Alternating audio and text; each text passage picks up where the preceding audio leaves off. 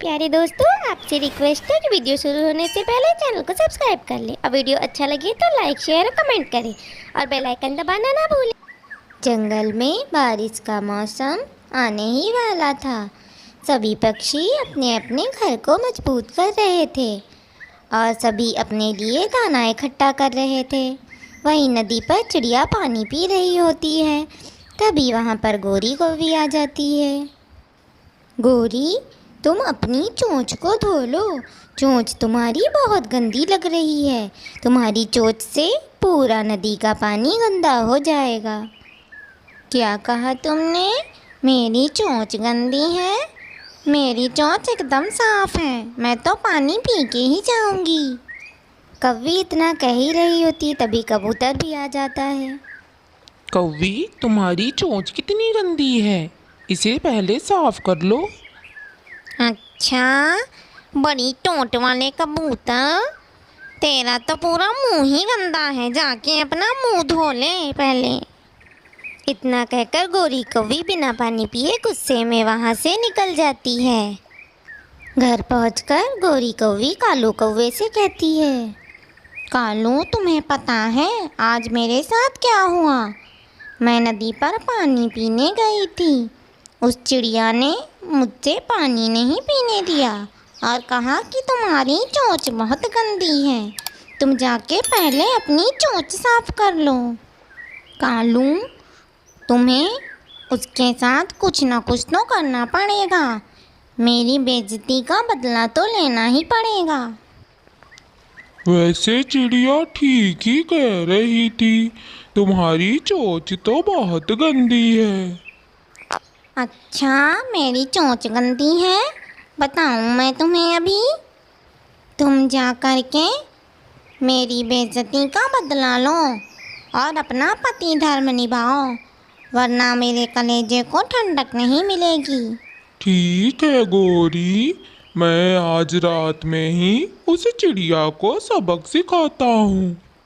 फिर कालू कौवा रात में सबके सो जाने के बाद चिड़िया के घर के बाहर पहुंचता है और उसे धक्का मार मार कर नीचे गिरा देता है और वहां से चला जाता है।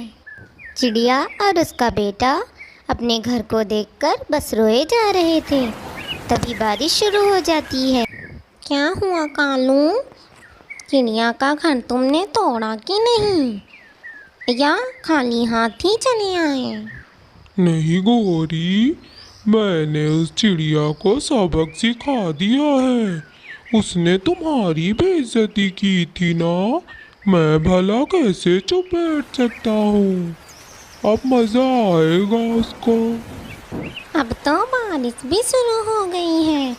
अब इस चिड़िया के बच्चे को पता चलेगा जब बिना घर के रात भर भीगती रहेगी। और चिड़िया का बेटा चिड़िया से कहता है, मम्मा, हमारा घर कैसे टूट गया और किसने तोड़ दिया? अब हम कहाँ रहेंगे? पता नहीं बेटे, किसने हमारा घर तोड़ दिया। पता नहीं वो कौन सा दुष्ट इंसान है जिसने हमारा घर तोड़ दिया। अब तो बारिश भी शुरू हो गई है। पता नहीं हम कहाँ जाएंगे। तुम्हारे पापा आते ही होंगे। चुप कर जाओ मेरे बेटे, मैं और तुम्हारे पापा मिलकर कोई घर ज़रूर ढूंढ लेंगे। ऐसा कहकर चिड़िया अपने बेटे को समझाती है। तब तक चिड़िया का पति मोनू चिड़ा भी वहाँ आ जाता है। मोनू चिड़ा वहाँ आता है तो देखता है कि उसकी पत्नी और उसका बेटा बाहर बैठे हुए हैं और उसका घर टूटा हुआ है। फिर वह रानू चिड़िया से पूछता है, रानू, ये हमारा घर कैसे टूट गया? हमने तो पक्का करके बनाया था। मोनू जी, मुझे भी नहीं पता कि हमारा घर कैसे टूट गया। मैं और गोलू बातें कर रहे थे, तभी अचानक से घर गिर गया। हम दोनों यहीं बैठे रहे। हम आपका इंतज़ार कर रहे थे। अब हमें कहीं दूसरा आसरा ढूंढना चाहिए, वरना अगर रात भर बारिश में ही बैठे रहे तो हमारे बेटे की तबीयत खराब हो जाएगी। हमारी पड़ोस में कौवा और कौवी रहते हैं। हमें उनसे मदद मांगनी चाहिए। अगर वो दे देते हैं तो हम रात वहीं पर गुजार लेंगे।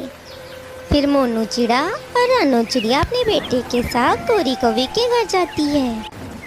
फिर चिड़िया अपने पति चिड़ा और अपने बेटे के साथ गौरी कौवी के घर के बाहर पहुंच जाती है और वह गौरी कौवी को आवाज़ लगाती है, गौरी बहन, दरवाज़ा खोलें, हमें आपकी मदद की ज़रूरत है। वो हमारा घर टूट गया है और इस बारिश में हमारे पास रहने के लिए कोई जगह नहीं है। अगर एक रात आप अपने घर में जगह दे दें तो आपकी बहुत मेहरबानी होगी। अरे ये तो चिड़िया की आवाज़ लग रही है, ये तो मदद मांग रही है। अरे चिड़िया, मेरे से कोई मदद की उम्मीद मत रखना, मैं तो गंदी टोच वाली कौवी हूँ ना। तुम गंदी टोच वाली कौवी के साथ कैसे रह सकती हो? मेरे घर में तुम्हारे लिए कोई जगह नहीं है। तुमने मेरी बहुत बेइज्जती की थी उस कबूतर के सामने। मैंने कोई धर्मशाला नहीं खोल रखा है, खास करके तुम जैसा के लिए। चली जाओ यहाँ से, मेरे पास तुम्हारे लिए कोई मदद नहीं है। और जो भी हुआ अच्छा ही हुआ तुम्हारे साथ, क्योंकि तुमने मेरे साथ बिल्कुल भी अच्छा नहीं किया था। गौरी कौवी की सब बातें सुनकर चिड़िया कहती है, मुझे तो लगता है ये सब इस गौरी कौवी और कालू कौवी का ही काम है। रानू, क्या तुम सच कह रही हो? अगर ऐसा है तो मैं इन दोनों को अभी बताता हूँ। नहीं, अभी आप कुछ ना करें।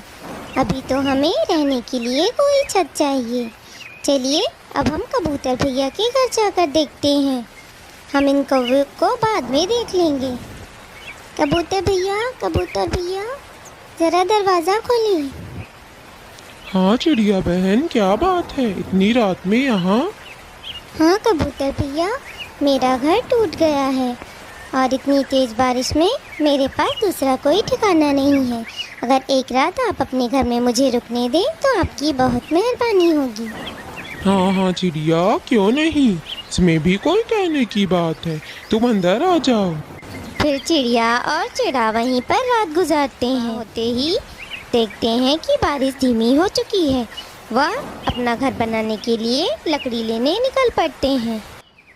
चिड़िया उड़ते उड़ते अपने जंगल से दूर जंगल में पहुंच जाती है, क्योंकि उसे अपने जंगल में लकड़ियां नहीं मिल रही थी। फिर वो जैसे ही लकड़ियां उठाकर दूसरे जंगल से चलने लगती है, बारिश फिर से शुरू हो जाती है। फिर वह थोड़ी दूर उड़ती है, लेकिन वह बारिश के कारण ज़्यादा दूर उड़ नहीं पाती।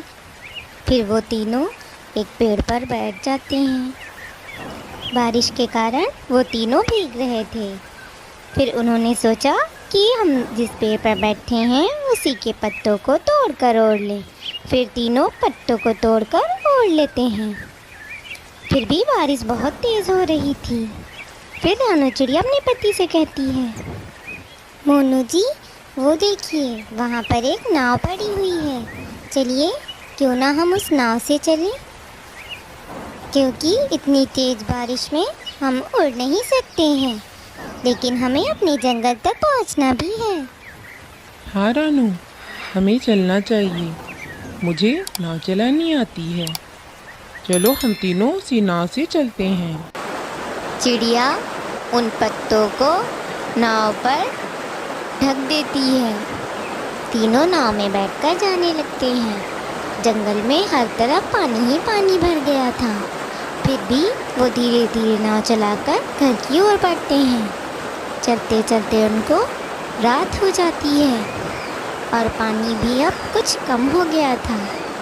फिर वो अपने घर को पहुंच जाते हैं। चिड़िया और चिड़ा मिलकर अपना घर बना रहे होते हैं। तभी चिड़ा चिड़िया से कहता है, रानू, मुझे कहीं से रोने की आवाज़ आ रही है। लगता है कोई रो रहा है। हाँ आ तो रही है, पता नहीं कौन रो रहा है इतनी रात में। आप दोनों यहीं रुको, मैं अभी देख कर आती हूँ। फिर चिड़िया जाती है तो देखती है कि कालू कौवा और गौरी कौवी ज़मीन पर बैठे रो रहे होते हैं और कौवी तो ज़मीन पर पड़ी हुई थी। कालू, गोरी, तुम दोनों रो क्यों रहे हो? और गोरी, तुम ज़मीन पर ऐसे क्यों पड़ी हुई हो? तुम दोनों अपने घर में क्यों नहीं हो? चिड़िया, वो हमारा घर बह गया है। जिस पेड़ पर हमारा घर था वो टूटकर पानी में चला गया, इसीलिए हम दोनों यहाँ पर पड़े हुए हैं। और दिन भर बारिश में भीगने के कारण गोरी की तबीयत बहुत खराब हो गई है। ये तो बिल्कुल भी अच्छा नहीं हुआ, लेकिन तुम दोनों ने जो मेरे साथ किया वो भी बहुत बुरा था, और बुरे कर्मों का फल हमेशा बुरा ही मिलता है। तुम जिसके साथ जैसा करोगे वैसा ही पाओगे। ऐसा कहकर चिड़िया अपने घर चली जाती है और गोरी कौवी और कालू कौवा रोते रहते हैं।